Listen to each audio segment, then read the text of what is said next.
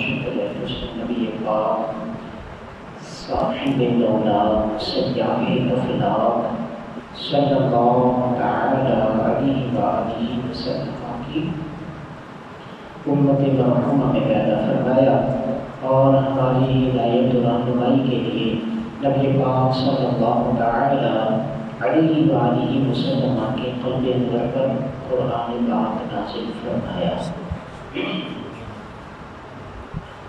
یاد رہے کرامت اللہ تعالی کی طرف سے اپنے ولی کے اعزاز میں اللہ تعالی ایسا کام اس کی ذات سے صادر فرماتا ہے کہ جو کام خلاف عادت ہو، اور اس میں اپنے ولی کی شان بڑھانا، لوگوں کے سامنے رب تعالیٰ کے ہاں جو اس کا مقام ہے، جو مرتبہ ہے، اس کو بیان کرنا مقصود ہوتا ہے۔ کرامت اور معجزہ یہ دونوں خلاف عادت کام ہوتے ہیں۔ معجزہ عجز سے ہے، عجز کا مطلب ہوتا ہے کسی کو عاجز کرنا، عاجز ہونا۔ تو اعجاز باب افعال سے، معجزہ یہ اسم فاعل واحد مؤنث کا صیغہ ہے، اور اس کا مطلب ہے عاجز کر دینے والی بات۔ معجزہ عاجز کر دینے والی بات۔ نبی علیہ السلام جب امت کی طرف مبعوث ہوتے ہیں، بھیجے جاتے ہیں، ہر نبی کوئی نہ کوئی معجزہ لے کے آتا ہے اور اپنی امت کے سامنے بطور دلیل کے اس معجزے کو پیش کرتا ہے۔ بغیر معجزے کے کوئی بھی نبی نہیں آیا، ہر نبی کے پاس کوئی نہ کوئی معجزہ تھا۔ اب قرآن پاک کے اندر کتنے انبیاء کا نام ہے، کتنے نبیوں کا ذکر ہے نام کے ساتھ؟ آپ کو یہی 26-27 کم و بیش اتنے نام ملیں گے پیغمبروں کے کہ جس کا ذکر اللہ تعالیٰ نے قرآن پاک کے اندر فرمایا۔ اور ویسے انبیاء کی تعداد کتنی ہے؟ کم و بیش 1,25,000 24,000، اس کے آگے پیچھے تعداد ہے 1.25 پیغمبر ہیں۔ ہر نبی بھی ایک معجزہ میں کم از کم لے کے آیا ہو، حالانکہ کچھ انبیاء ہیں جن کے ایک سے زیادہ معجزے تھے۔ ہمارے آقا و مولا امام الانبیاء صلی اللہ تعالی علیہ وسلم تو سراپا معجزہ بن کے تشریف لائے، سرکار کے معجزوں کا تو شمار ہی کوئی نہیں ہے۔ کم از کم ہر نبی کا ایک معجزہ بھی تسلیم کیا جائے کہ وہ ایک تو معجزہ لے کر نبی آئے ہی ہیں، تو 1.25 معجزے بن گئے۔ معجزوں کی تعداد کتنی ہو گئی؟ 1.25۔ اب قرآن پاک نے کتنے معجزوں کا ذکر کیا ہے؟ ہم دیکھیں قرآن پاک میں کتنے معجزوں کا ذکر ہے۔ 1.25 پیغمبروں کا نام بھی نہیں ہے، چاہے جائے کہ ان کے معجزات کا ذکر ہو، تو کیا خیال ہے کہ کوئی بندہ اٹھ کے کہہ سکتا ہے کہ جی فلاں نبی جو تھے ان کا میں معجزہ نہیں مانتا. کسی کو ضرورت ہے؟ نہیں ہے. کسی نبی علیہ السلام ایک پیغمبر کا بھی انکار کفر ہے. گویا کہ سارے نبیوں کا اس نے انکار کر دیا کیونکہ سب کا پیغام ایک ہی ہے.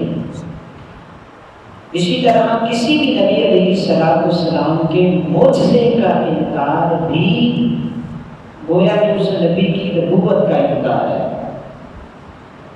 تو یہ بھی کفر ہے. ہمارے سامنے معجزات ذکر نہیں ہوئے سوائے چند ایک انبیاء کے. تو اس کا مطلب یہ نہیں کہ ہم جو قرآن و سنت میں معجزات بیان نہیں ہوئے ہم ان کا انکار کرتے ہیں، بلکہ اس کے لیے شریعت مطالعہ نے ہمیں ایک قاعدہ کلیہ عطا فرمایا. اسی طرح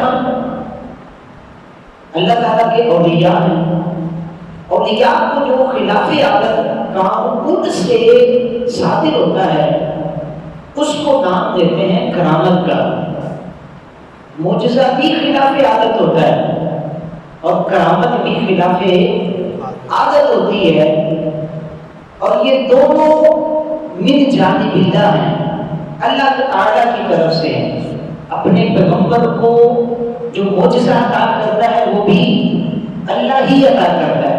اللہ ہی کے اذن سے، اللہ ہی کی اجازت سے وہ معجزہ قوم کے سامنے ظاہر ہوتا ہے. حضرت عیسیٰ علیہ السلام آپ اپنی قوم کے سامنے بار بار ارشاد فرماتے ہیں احییکم کا، میں مردوں کو زندہ کرتا ہوں، اور میں جو تم کھا کے آتے ہو، جو گھروں میں چھوڑ کے آتے ہو، میں اس کی خبر دیتا ہوں. میں مٹی کا پرندہ بنا کر اس کے اندر پھونک مار کر اس کو جیتا جاتا پرندہ بنا دیتا ہوں.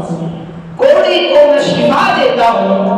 ساتھ میں حضرت عیسیٰ علیہ السلام ایک بات بار بار فرماتے ہیں بِإِذْنِ اللَّهِ بِإِذْنِ اللَّهِ بِإِذْنِ اللَّهِ. یہ سارے کام اللہ کی اجازت سے کر رہا ہو، یہ سارے کام اللہ کی عطا سے کر رہا ہو، اس کے اذن سے کر رہا ہو. کہہ لیں کہ کام تو میں کرتا ہوں، لیکن حقیقت یہ ہے کہ اس کام کو پورا کرنے کی جو طاقت ہے، جو قدرت ہے، وہ مجھے اللہ تعالیٰ کی طرف سے عطا ہوئی ہے. تو اللہ کے اذن کے بغیر نہ معجزہ ہے نہ ہی کرامت ہے. ایسے ہی کرامت جو ہے یہ بھی اللہ تعالیٰ کے اذن سے ہوتی ہے، اجازت سے ہوتی ہے. اب کرامت کا معنی کیا ہے؟ کرامت کا معنی کیا ہے؟ کرامت کے معنی پہ غور کریں. کرامت کا مطلب ہوتا ہے عزت. کرامت کا معنی کیا ہوتا ہے؟ عزت. معجزے کا معنی تھا عاجز کر دینے والی شے. کرامت کا معنی ہے عزت، وقار، شرف، بزرگی. تو اللہ تعالی اپنے بندے کو جو اس نے مقام دے رکھا ہوتا ہے اپنی بارگاہ میں، اس کا اظہار لوگوں پر اس طرح کرتا ہے کہ اپنے بندے سے جب چاہتا ہے، جو چاہتا ہے، جس طرح کا چاہتا ہے، اس سے خلاف عادت کام صادر فرما دیتا ہے. یہ کس کے اذن سے ہو رہا ہے؟ بولیے یہ کس کے اذن سے ہو رہا ہے؟ اللہ کے اذن سے. اب اس میں کرامات بے شمار ہیں. قیامت تک اولیاء آتے رہیں گے اور آتے رہے ہیں. تو اس میں اصول سمجھ لیجیے گا کہ کرامت یہ چونکہ بن جانب اللہ ہے، اللہ کی طرف سے ہے، تو ہر وہ کام جو اللہ کی قدرت کے تحت داخل ہے اور وہ کام کسی ولی کی طرف منسوب ہو کہ انہوں نے یہ کام کیا ہے، تو ہمیں کوئی اختیار نہیں کہ ہم اس کا انکار کر دیں. گزشتہ جمعوں کے اندر جو حدیث پاک جاری تھی، اس حدیث پاک کو انشاءاللہ آج میں کنٹینیو کروں گا اور آدھی جو رہ گئی تھی اس کو بھی پڑھوں گا. پہلے تھا ولی کا ذکر، ولی بنتا کیسے ہے؟ بخاری شریف کی 20 نمبر 6502 میں. اور آج ہم دیکھیں گے کہ جب کوئی ولی بن جاتا ہے تو پھر اللہ تعالیٰ اس کو کیا کیا اعزاز اور انعامات سے نوازا کرتا ہے. اس سے پہلے قرآن پاک کی 2 جگہ سے میں آیات کوٹ کروں گا جس میں بنی اسرائیل کے اولیاء کی کرامتوں کا ذکر اللہ تعالیٰ نے قرآن پاک کے اندر کیا ہے. اب توجہ کے ساتھ سنیے گا. اللہ تعالیٰ ذکر فرما رہے ہیں حضرت سیدہ مریم رضی اللہ تعالی عنہا کا. یہ والدہ ہیں حضرت سیدنا عیسیٰ ابن مریم علیہ السلام کی. آپ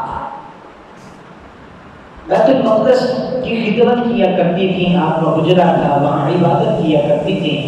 ابھی حضرت عیسیٰ علیہ السلام دنیا میں تشریف فرما نہیں ہوئے تو اس وقت کا حال اللہ تعالیٰ بیان فرماتا ہے کہ حضرت سیدنا زکریا یہ اللہ کے پیغمبر ہیں. یہ ایک مرتبہ جب حجرہ سیدہ مریم میں داخل ہوئے تو انہوں نے ایک عجیب و غریب شے دیکھی. اب پھر جب داخل ہوئے پھر وہی شے دیکھی، پھر جب داخل ہوئے پھر وہی شے دیکھی.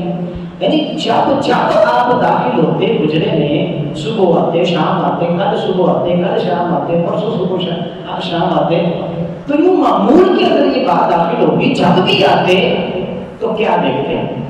اللہ تعالیٰ نے قرآن حکیم کے اندر سورہ آل عمران آیت نمبر ہے 37. اللہ تعالیٰ نے ارشاد فرمایا کلما دخل علیہا زکریا المحراب وجد عندها رزقا قال یا مریم انا لک هذا قالت هو من عند اللہ. پیغمبر حضرت زکریا علیہ السلام یہ خالو بھی ہیں، حضرت مریم کے خالو بھی ہیں. تو اللہ فرماتا ہے جب میرا زکریا مریم علیہ السلام کے پاس ان کی نماز پڑھنے کی جگہ پر داخل ہوتے تو وجد عندها رزقا، تو مریم علیہ السلام کے پاس رزق پاتے، بے موسم کا پھل پاتے. کون سا پھل ہے؟ بے موسم کا. یوں کہتے سردیاں ہوتی تو گرمیوں والے فروٹ ہوتے، جب گرمیاں ہوتی تو سردیوں والے فروٹ ہوتے. تو یہ حضرت مریم رضی اللہ تعالی عنہا کی وہ کرامت ہے، وہ مقام اور مرتبہ، وہ عزت و شرف جو رب کی بارگاہ میں حضرت مریم کا تھا، اس کا رب نے اظہار کیا کہ زکریا دیکھو یہ مریم جو میرے پیغمبر کی ماں بننے والی ہے، اس کا مقام مرتبہ عزت میرے ہاں یہ ہے کہ یہ میری عبادت میں مصروف ہے، محراب میں اپنی نماز پڑھنے کی جگہ میں، لیکن اس کے احساس کے لیے میں نے اس کو جو رزق دیا وہ رزق بھی وہ دیا کہ جو عام بندوں کے وہم و گمان پہ نہیں آ سکتا، بے موسم کا پھل. تو یہ کرامت کا ظہور اثر میں کون کرنے والا ہے؟ اللہ. اسی بات کو حضرت مریم نے کہا قال یا مریم انا لکی ھذا، حضرت زکریا فرمانے لگے مریم یہ پھل کدھر سے آیا ہے؟ قالت هو من عند اللہ، حضرت مریم فرمانے لگی یہ تو میرے رب کی بارگاہ سے آیا، یہ تو رب کی طرف سے آیا ہے. ان اللہ یرزق من یشاء بغیر حساب، اور اللہ جس کو چاہے بغیر حساب و کتاب کے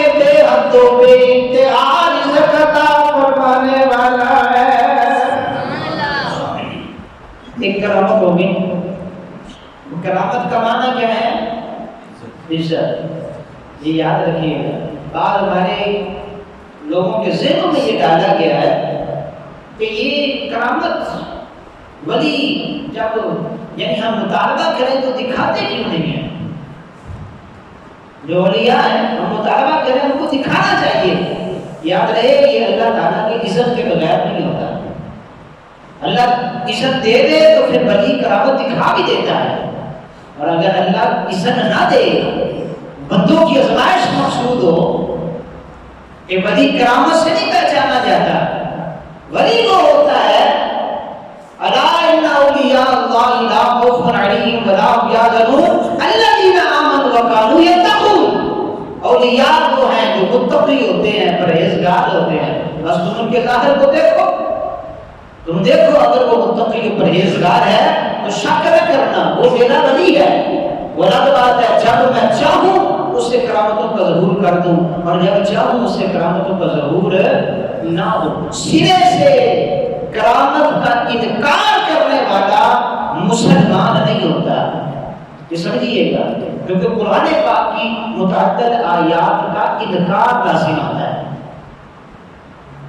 اولیاء کی کرامت اب دوسری یہ تو تھی حضرت مریم کی، ایک اور ولی ہے وہ ولی بنی اسرائیل کے حضرت سلیمان پیغمبر علیہ السلام کے وزیر ہیں. سورہ نمل کی آیت نمبر 40 اور اس کے آگے پیچھے کی آیات میں اللہ تعالیٰ نے اس ولی کی کرامت کا ذکر فرمایا. اب ہوا یہ کہ اطلاع ملی کہ ملکہ بلقیس جو ہے وہ ملک سبا سے آ رہی ہے. حضرت سلیمان علیہ السلام کا تخت لگا ہوا ہے بیت المقدس میں. تو آپ نے فرمایا کہ ملکہ بلقیس کے آنے سے پہلے پہلے کون ہے جو اس کا تخت یہاں پر میرے دربار میں لے کر آئے. اور اس وقت آپ کے دربار میں انسان تو موجود تھے ہی تھے، جنات بھی آپ کے دربار میں موجود تھے. آپ کی بادشاہت انسانوں پر بھی تھی، جنوں پر بھی تھی، پرندوں پر بھی تھی، وحوش پر بھی تھی اور حشرات پر بھی تھی. ساری کائنات زمین کے ہر مخلوق پر اللہ نے حضرت سلیمان علیہ السلام کو بادشاہت عطا فرمائی تھی. تو آپ نے فرمایا کون ہے جو ملکہ بلقیس کا تخت لے آئے. تو قرآن فرماتا ہے قال عفریت من الجن انا آتیک به قبل ان تقوم من مقامک وانی علیہ لقوی امین.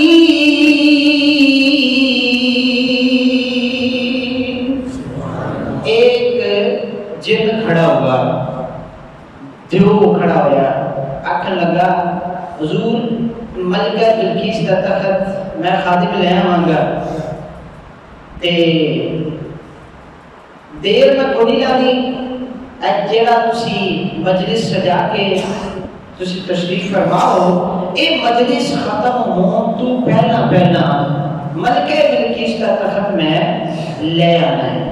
اور مجلس کب تک لگتی تھی؟ حضرت سلیمان علیہ السلام کی سورج طلوع ہونے پر مجلس لگا کرتی اور زوال شمس کے وقت جب سورج ڈھل جاتا ہے مغرب کی طرف، ظہر کا وقت جب شروع ہوتا ہے تو اس وقت تک آپ کی یہ مجلس لگا کرتی تھی. یہ کچھ 4 گھنٹے 5 گھنٹے کا جو دورانی ہے، گرمیوں میں زیادہ ہے سردیوں میں کم ہے. تو اس حوالے سے اس نے کہا کہ یہ جو 4 گھنٹے 5 گھنٹے آپ بیٹھے ہوئے ہیں مجلس تشریف فرما ہے، اس مجلس کے ختم ہونے سے پہلے ملکہ بلقیس کا میں تخت لے آؤں گا. اب وہ تخت جو تخت تھا وہ چھوٹا نہیں تھا، بہت بڑا وہ تخت تھا. 40 گز جو ہے وہ زمین سے اونچا ہے، 80 گز جو ہے وہ لمبا ہے، 30 گز جو ہے وہ چوڑا ہے. تو یوں کر کے اس کی کیفیت ہے، بہت بڑا ہے، 7 کمروں کے اندر بند ہے. تو جناب سلیمان علیہ السلام جانتے تھے، کیونکہ پیغمبر ہوتا ہی وہ ہے کہ جو صاحب شریعت بھی ہو، صاحب علم بھی ہو، اور پھر نبی ہو، غیب کی خبریں جاننے والا ہو. ہاں جی، جاہل نبی نہیں ہوتا. پیغمبر جانتے تھے ایک وقت آئے گا، ایک زمانہ آئے گا اور لوگ جنات کی طاقت کو تو مانیں گے، دیووں کی طاقت کو تو مانیں گے، لیکن اللہ کے پیاروں کی طاقت کو نہیں مانیں گے، ولیوں کی طاقت کو نہیں مانیں گے۔ اپنے من میں کہہ جا مجھے اس سے بھی جلدی چاہیے، مجھے اس سے بھی جلدی چاہیے۔ اس وقت اب یہ قرآن فرما رہا ہے، یقین مانے جو ہمارے معاشرے میں فتنہ ہے نا، کرامات اولیاء کے انکار کا، کسی بھی ولی کی کرامت ذکر ہو تو لوگ کہتے ہیں کہانی آتی، کہانی ہے۔ یہ جو فتنہ ہے نا، یاد رہے اگر یہ قاسم بن برقیہ رحمۃ اللہ تعالی علیہ کا یہ واقعہ، یہ کرامت قرآن نے بیان نہ کی ہوتی تو اس دھڑے نے کیا دینا تھا؟ کہانی ہے جی، ہم اس کو نہیں مانتے۔ شکر ہے اللہ تعالیٰ کا کہ اللہ نے قرآن میں اس کو ذکر کر دیا ہمارے ایمان کے تحفظ کے لیے۔ اب اللہ کا قرآن فرماتا ہے، توجہ کیجیے گا، اللہ فرماتا ہے قال الذی عنده علم من الکتاب انا آتیک به قبل ان یلتد الیک طرفک فلما رآه مستقرا عنده قال هذا من فضل ربی۔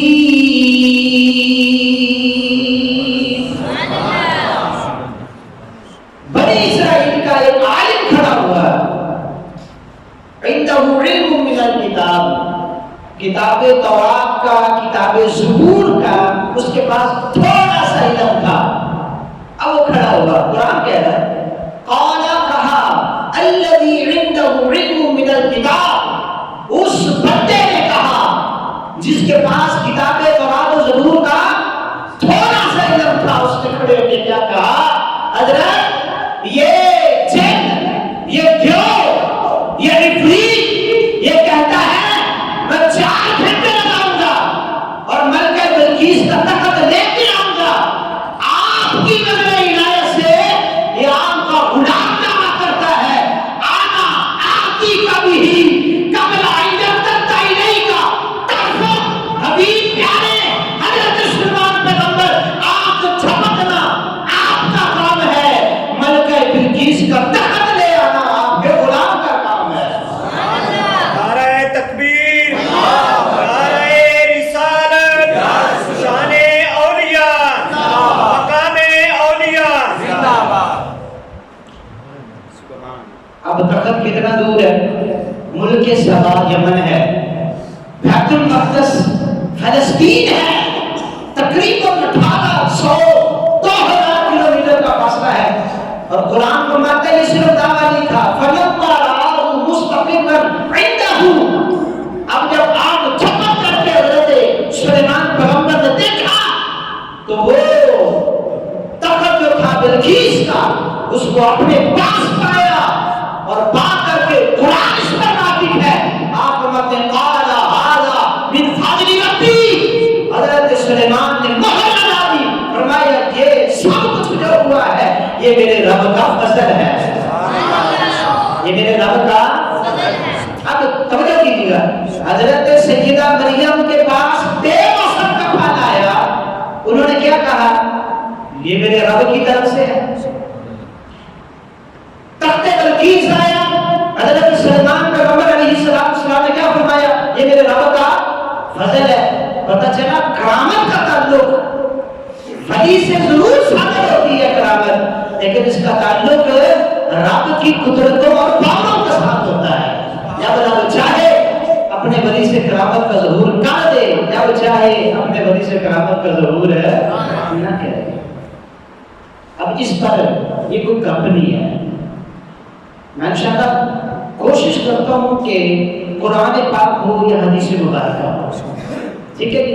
گاہے گاہے اگر اولیاء کرام کا ذکر خیر آ جائے، حالانکہ ان کے بغیر ہماری زندگی ادھوری ہے، کہ جن کے بارے میں رب فرمائے اہدنا الصراط المستقیم صراط الذین انعمت علیہم، میں کچھ سے ہاتھ مانگنے کے سوال کرو اے اللہ ہمیں سیدھے راستے پہ چلا، سیدھا رستہ ان لوگوں کا جن پر تیرا انعام ہوا۔ وہ انعام یافتہ لوگ کون ہیں؟ وہ انبیاء ہیں، وہ صدیقین ہیں، وہ شہداء ہیں، وہ صالحین ہیں۔ ان کے بغیر ہماری زندگی ادھوری ہے، ہم ہدایت کو پہنچ نہیں سکتے۔ لیکن چونکہ فتنوں کا زمانہ ہے، لوگ ہاتھ میں قرآن پکڑ کے حدیث پکڑ کے اور ادھر لے کر جا رہے ہیں جو اس انعام یافتہ گروہ کا رستہ ہی نہیں ہے۔ لوگوں کو اولیاء کے خلاف ذہن سازی کرنا، لوگوں کو اللہ کے پیاروں سے دور کرنا۔ اب میں یہاں پر وہ مین پوائنٹ آپ کے سامنے رکھوں گا کہ اب قرآن نازل نہیں ہونا، یاد رہے اب وہی نہیں اترنی، کیونکہ ہمارے آقا و مولا امام الانبیاء سب سے آخری پیغمبر بن کے تشریف لائے۔ اب کوئی کرامت ہے، کوئی کسی اللہ کے ولی سے جو ہے وہ کسی خلاف عادت کام کا اگر صدور ہوتا ہے، ہم اس کو قرآن کے سامنے پیش کریں گے، اس کو حدیث کے سامنے پیش کریں گے۔ اگر قرآن و حدیث اس کی تصدیق کر دے تو پھر ہمارے لیے انکار کی کوئی گنجائش نہیں ہے، اور اگر وہ قرآن و حدیث سے ٹکرا جائے تو پھر آپ سمجھ لیں اس کا حال دیکھ لیں۔ اگر وہ بندہ خلاف شرع ہے، بے نمازی ہے، شرابی ہے، کبابی ہے، تو پہلی بات اس کی یہ خلاف عادت کام کرامت کہلاتا ہی نہیں ہے، وہ اس کا استدراج ہو سکتا ہے۔ یہ 5 چیزیں میں نے پچھلے جمعوں کے اندر بیان کی تھی، ایک ارہاس ہوتا ہے، ایک معجزہ ہوتا ہے، کرامت ہوتی ہے، ایک معاملت ہوتی ہے، اور ایک استدراج ہوتا ہے۔ استدراج جو کافر سے خلاف عادت کام سرزد ہو جائے۔ اب دیکھیں دجال آ کے مردوں کو زندہ کرے گا، خلاف کام عادت ہے،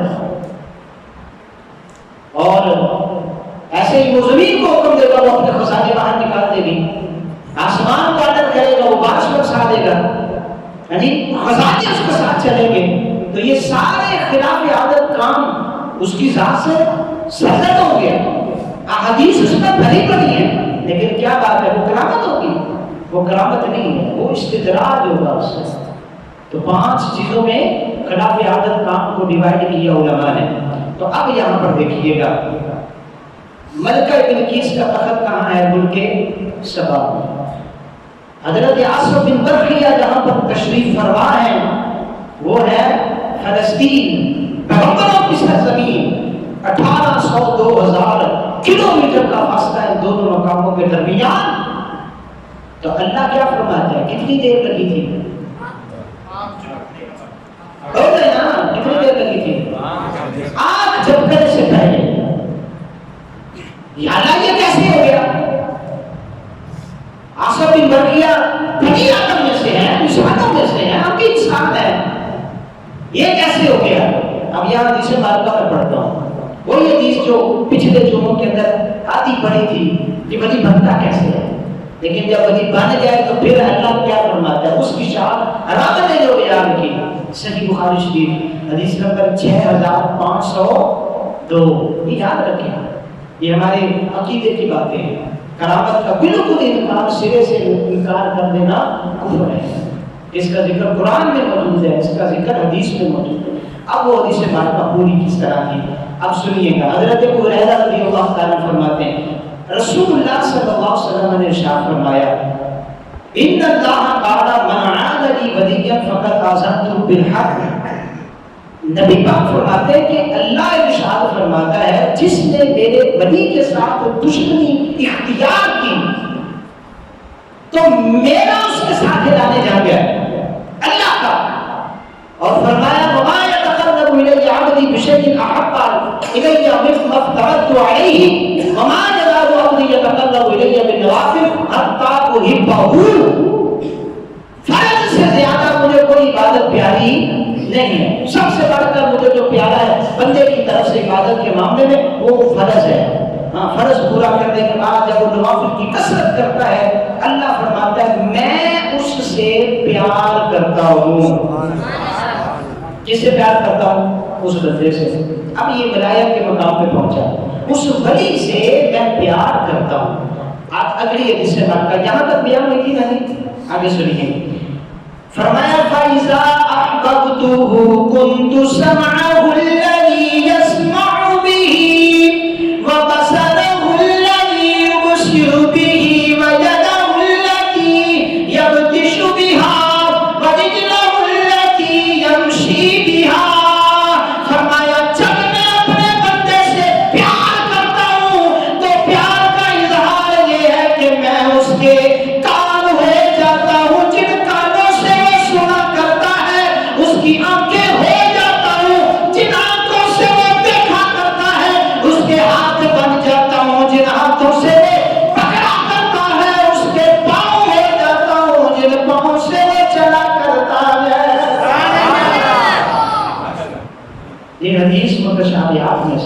اس کا ایک معنی علماء نے یہ بیان فرمایا. اب اسی کو سامنے رکھتے ہوئے یاسر بن برقیہ رضی اللہ تعالیٰ کا واقعہ بھی سامنے رکھیے گا. عاصم بن برقیہ زندگی بھر کبھی بھی ملک سے باہر نہیں گئے. ملکہ بلقیس کے پاس کبھی نہیں گئے, کبھی نہیں اس کے وہ ساتھ قبریں دیکھے, کبھی نہیں اس کا تخت دیکھا کتنا بڑا ہے کیسا ہے. لیکن جب اجازت پائی تو اب اس نگاہ نے فلسطین سے بیٹھے ہوئے ملک سبا میں بلقیس کے محل میں تخت کو کیسے دیکھا. ہم تو نہیں دیکھتے کہ دیوار کے باہر ہمیں نظر نہیں آتا. حدیث کیا کہتی ہے؟ اللہ فرماتا ہے عاصم بن برقیہ کو اپنے جیسا نہ سمجھو, وہ تو میرا ولی ہے نا, اور جب کوئی بندہ میرا ولی بن جائے کنت بصرہ الذی یبصر بہ, وہ تمہاری آنکھیں دماغ کے پاس نہیں دیکھتی, میرے ولی کی آنکھوں کو اپنی آنکھیں مت سمجھنا, میں اس کی آنکھیں ہو جاتا ہوں جس سے وہ دیکھا کرتا ہے, اور مجھ سے کائنات کی کوئی شے پوشیدہ نہیں ہے. ایسے ہی میرے ولی کی نگاہوں سے کائنات کی کوئی شے پوشیدہ نہیں رہ سکتی ہے. اب کوئی اگر کسی ولی کی طرف کرامت منسوب ہو کہ انہوں نے یہاں بیٹھے ہوئے مشرق کی خبر دے دی, مغرب کی خبر دے دی, تو اس کو بعید نہ سمجھے, کہانی مت کہو. یہ عین قرآن کے بھی مطابق ہے, عین سنت کے بھی مطابق ہے. اسی لیے حضرت عمر فاروق رضی اللہ تعالیٰ عنہ خطبہ جمعہ ارشاد فرما رہے تھے. ایران کے علاقوں میں حضرت ساریہ کافروں کے ساتھ جنگ کے اندر مصروف تھے. اب حضرت عمر رضی اللہ تعالیٰ عنہ خطبہ دیتے دیتے فرما رہے ہیں یا ساریہ عن جبل, یا ساریہ عن جبل, یا ساریہ عن جبل. آپ میدان کا سارا نقشہ دیکھ رہے تھے. فرمایا وہ ساریہ پہاڑ کی پناہ لو, وہ ساریہ اپنی فوج کو پہاڑ کی پناہ میں لے لو, اپنی فوج کو جو ہے وہ پہاڑ کے دامن میں لے لو. اب جمعے کا وقت تھا, لوگ بڑے پریشان ہیں, حیران کیجیے کیا خطبے کے دوران یا ساریہ جبل, یا ساریہ جبل, یا ساریہ جبل. لیکن چند دن بعد جب وہ قاصد آیا نا مقامی نہاوند سے, ایران افغانستان کے ان علاقوں سے جب واپس پہنچا مدینے میں, اس نے خبر دی حضرت یوں قریب تھا کہ کافر ہمارے اوپر مسلمانوں پر غالب آ جاتے. ہم نے آواز سنی یا ساریہ جبل, ہمارے جو سپہ سالار لشکر تھے ساریہ, ان سے کوئی کہہ رہا تھا ساریہ پہاڑ کی پناہ میں لو, پہاڑ کی پناہ میں ہو جاؤ. تو ہم نے جب اپنی صفیں سیدھی کی, پہاڑ کو اپنے پیچھے رکھا, تو اللہ رب العزت نے ہمیں کافروں پر فتح یابی عطا فرمائی. اب کوئی کہ یہ کہانی ہے, خدا را یہ کہانی نہیں ہے, سرکار کا فرمان ہے. علی شان حدیث قدسی ہے, رب فرماتا ہے وَبَصَرَهُ الَّذِي يُبْصِرُ بِهِ, میں اپنے ولی کی آنکھیں ہو جاتا ہوں جن سے وہ دیکھا کرتا ہے. اب عاصم بن برقیہ نے دیکھا نہیں تھا, ٹھیک ہے جی, وہ کیسے دیکھا؟ انہی آنکھوں سے دیکھا. پھر فرمایا کہ تم یہ مت سمجھو عاصم بن برقیہ کے ہاتھ ہمارے ہاتھوں کی طرح کے ہیں. عاصم بن برقیہ کے جو ہاتھ ہیں وہ ہمارے ہاتھوں کی طرح, جو ان کے پاؤں ہمارے پاؤں کی طرح ہیں. وہیں بیٹھے بیٹھے اپنے ہاتھ کے تصرف سے جو عاصم بن برقیہ تخت لے آئے, وہ کیسے لے آئے پتا ہے؟ وَيَدَعُ الَّذِي يَبْطِشُ بِهَا, وہ عاصم بن برقیہ کے جو ہاتھ تھے, فرمایا وہ تو میں تھا جو عاصم بن برقیہ کے ہاتھوں میں میری قدرتیں تھی, میرے کمالات تھے, جن سے عاصم بن برقیہ نے بیٹھے بیٹھے ملکہ بلقیس کے تخت کو ملک سبا سے فلسطین کی سرزمین پہ لے آئے. اب کوئی اگر ولی کہے, اس کی طرف کوئی کرامت منسوب ہو کہ انہوں نے ہاتھ لگایا تو یہ کر لیا, ہاتھ کی کرامات ذکر ہو, تو ہمارے لیے کوئی گنجائش بچتی ہے ہم انکار کر دیں؟ بتائیے نا. جی موٹا لایا تو جی کشتی تار دی تھی, ایک انجو یاد تجھے سمجھ نہیں آئی. تو نے اگر بخاری پڑھی ہوتی جو تیری ٹیبل کے سامنے پڑھی ہے, اور جب تو نے پڑھی ہوتی تو تیرے نظروں سے یہ حدیث گزرتی. رب فرماتا ہے وَجَعَلَ الَّذِي يَمْشِي بِهَا, تم یہ مت سمجھو کہ اس کے ہاتھ ہیں, یہ تو بندے کے ہاتھ ہیں. فرمایا كُنْتُ جَعَلَ الَّذِي يَمْشِي بِهَا, میں اس کے ہاتھ ہو جاتا ہوں جن ہاتھوں سے وہ پکڑا اگر ولی یوں موٹا لگا کے ہاتھ لگا کے کشتی تار دے، تمہارے لیے یہ خلاف عادت کہانی ہے، لیکن ہمارے لیے یہ قرآن و سنت کے عین مطابق ہے۔ وہ کشتی جو پانی کے اندر ہے اس کو یوں تار دینا یہ کوئی مشکل نہیں ہے، مشکل وہ ہے جو آصف بن بکریہ نے کیا۔ کیا کیا؟ آپ تفسیر جلالین پڑھیں، اس آیت کے نیچے حاشیے پڑھیں، تفسیر پڑھیں۔ حضرت آصف بن بکریہ کے خیال میں آیا، انہوں نے سوچا کہ چونکہ بلقیس کا تخت بڑا بلند والا ہے، حضرت سلیمان علیہ السلام کی کرسی لگی ہے، تخت لگا ہے، کہیں ایسا نہ ہو کہ وہ تخت جب آپ کی کرسی کے سامنے آئے تو وہ اونچا ہو جائے، حضرت سلیمان علیہ السلام کی جو کرسی ہے وہ نیچی رہے۔ ادب کا حیث دے رہے آسمان از عرش نازک تک، قربان جائے ان کے ادب پر۔ تو اب تخت نہ ہوا سے اڑ کے آیا، نہ زمین پر کھسکتا ہوا آیا، بلکہ تیسرا اور نرالا انوکھا انداز تھا۔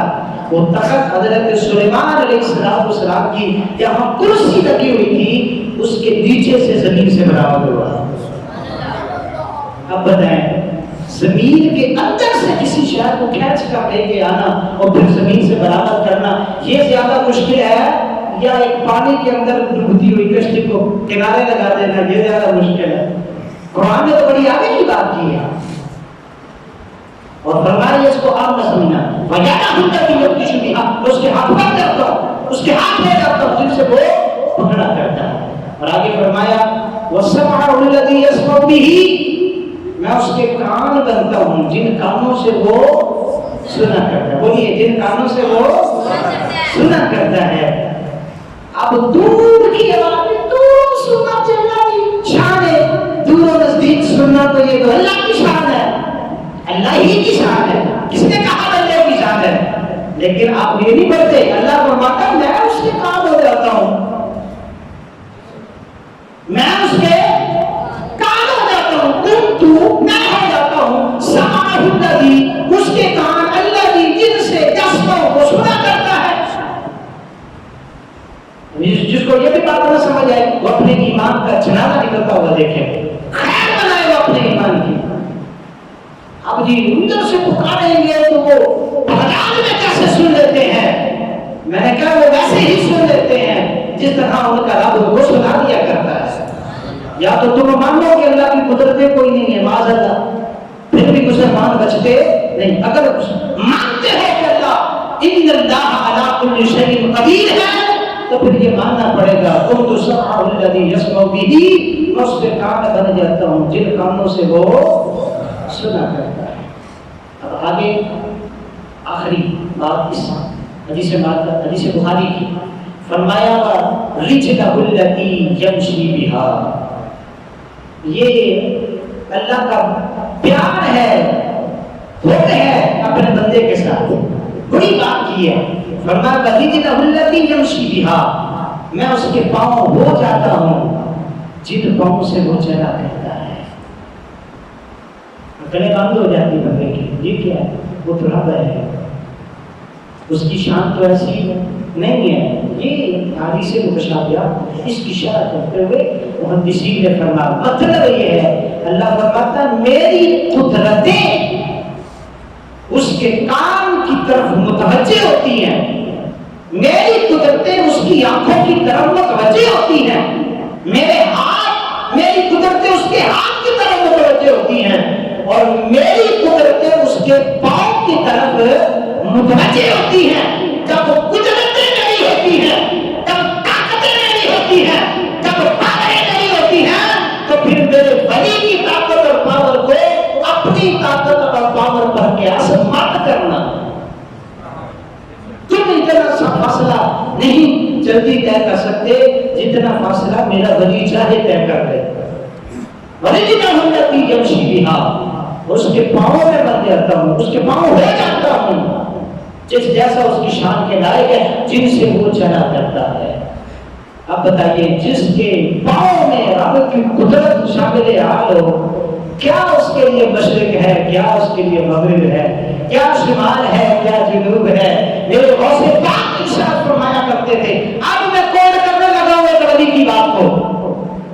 سمجھ آئیے نا؟ پہلے قرآن پڑھ لیا، حدیث پڑھ لی، اب سنیے نبی کا فرمان۔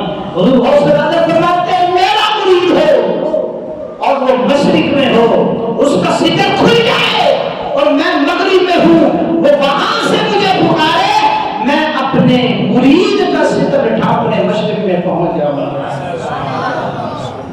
اس نے پکارا مشرق سے، انہوں نے سنا مغرب سے۔ کیوں؟ کیونکہ کنت سمعہ الذی یسمع بہ، انہوں نے اپنے کانوں کی پاور سے نہیں سنا، انہوں نے اللہ کی خاص دی ہوئی پاور سے سنا ہے۔ اور فرمایا وہ مشرق میں پکارتا ہے، مشرق میں کہاں سے پکار رہا ہے؟ فرمایا یہ بھی بات سمجھے، مجھے پتہ کوئی نہیں ہے۔ نظرت الی بلاد اللہ جان، فرمایا میں اللہ کے سارے شہروں کو میں عبد القادر ایسے دیکھ رہا ہوں جیسے ہتھیلی پہ رائی کا دانہ پڑا ہوا ہے۔ وہ کیسے دیکھ رہے ہیں؟ وَبَصَرَهُ الَّذِي يُبْصِرُ بِهِ، اللہ فرماتا ہے ان سے کیوں پوچھتے؟ میں بتاتا ہوں، اس کی میں آنکھیں ہوں جن آنکھوں سے وہ دیکھا کرتا ہے۔ اب مغرب سے مشرق تک کا فاصلہ طے کیسے ہوگا؟ تو فرمایا وَلِجَلَهُ الَّذِي يَمْشِي بِهَا، میں اس کے پاؤں ہو جاتا ہوں جس پاؤں سے وہ چلا کرتا ہے۔ اب یہاں پر آخر میں جو ہے حضور غوث اعظم رضی اللہ تعالیٰ کے پچھلے جمعے سے کچھ اقتباس لیتے ہوئے میں آخری بات کروں گا، توجہ کے ساتھ بات فرمائیے گا۔ حضور غوث اعظم رضی اللہ تعالیٰ نے قصیدہ غوثیہ میں آپ ایک بات ارشاد فرماتے ہیں، فرمایا یہ میں جو ولی بنا ہوں، یہ جو ولایت کے مقام پہ پہنچا ہوں، یہ جو میں قطب بنا ہوں، یہ کیسے بنا ہوں؟ پچھلے جمعے بیان ہوا تھا، یاد ہو کسی کو؟ آپ فرماتے ہیں درست العلم حتی صرت قطبا، میں علم پڑھ کے، علم پڑھا کے مقام قطبیت پر فائز ہوا۔ کس مقام پر؟ مقام قطبیت پر، عام ولی نہیں، مقام قطبیت پر میں جو فائز ہوا ہوں وہ علم کی بدولت، علم پڑھ کے، علم پڑھا کے میں غوث بنا ہوں، قطب بنا ہوں۔ اور فرمایا کہ یہ جو علم پڑھ کے میں بنا ہوں مقام غوثیت پہ آیا ہوں۔ اور ایک مرتبہ آپ نے بغداد کی جامع مسجد میں خطبہ دیتے دیتے ارشاد فرمایا وَرِجْلَهُ الَّتِي يَمْشِي بِهَا، کو یاد رکھیے گا، میری طاقتیں اس کے پاؤں کی طرف متوجہ ہوتی ہیں جن سے وہ چلا کرتا ہے۔ حضور غوث اعظم اسی مقام قطبیت پر فائز ہیں۔ اور ایک مرتبہ جمعہ کا خطبہ دیتے ہوئے آپ نے ارشاد فرمایا قدمی ہذہ علی رقبۃ کل ولی اللہ، فرمایا سنو یہ میرا قدم ہر ولی اللہ کی گردن کے اوپر ہے۔ ہر اللہ کے ولی کی، سارے بولے ہر اللہ کے ولی کی گردن کے کیا ہے؟ میرا قدم۔ یہ قدم کون سا ہے؟ وَرِجْلَهُ الَّتِي يَمْشِي بِهَا، یہ عام قدم نہیں ہے غوث اعظم کا۔ اس قدم میں جو طاقتیں ہیں، جو قدرتیں ہیں، جو پاوریں ہیں، بخاری کی حدیث فرماتی ہے، اللہ فرماتا ہے میری خاص قدرتیں اور طاقتیں میرے ولی کے قدموں کی طرف سرایت کر گئی۔ جب کر گئی تو وہ دعویٰ کر رہا ہے قدمی ہذہ علی رقبۃ کل ولی اللہ، میرا یہ قدم اللہ کے ہر ولی کی گردن کے اوپر ہے۔ اور یہاں پر جب یہ اعلان آپ نے فرمایا نا، بڑے بڑے اس وقت کے جو اولیاء تھے، جو اس وقت جو مجلس میں موجود تھے، ان کی بات میں مختصر کر کے صرف ایک اللہ کے ولی کی بات کروں گا۔ حضرت خواجہ معین الدین چشتی اجمیری رحمۃ اللہ تعالیٰ علیہ، چشتیوں کے پیر۔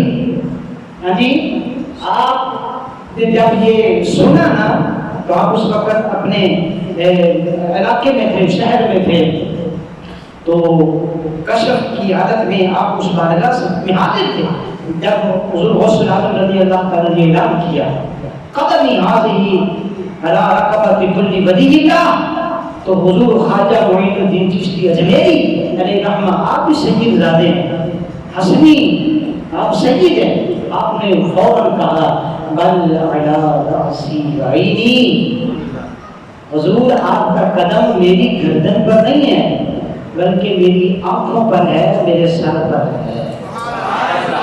وہ جانتے تھے کہ قدم کون سا ہے۔ امام کہتے ہیں نا واہ کیا مرتبہ اے غوث ہے بالا تیرا،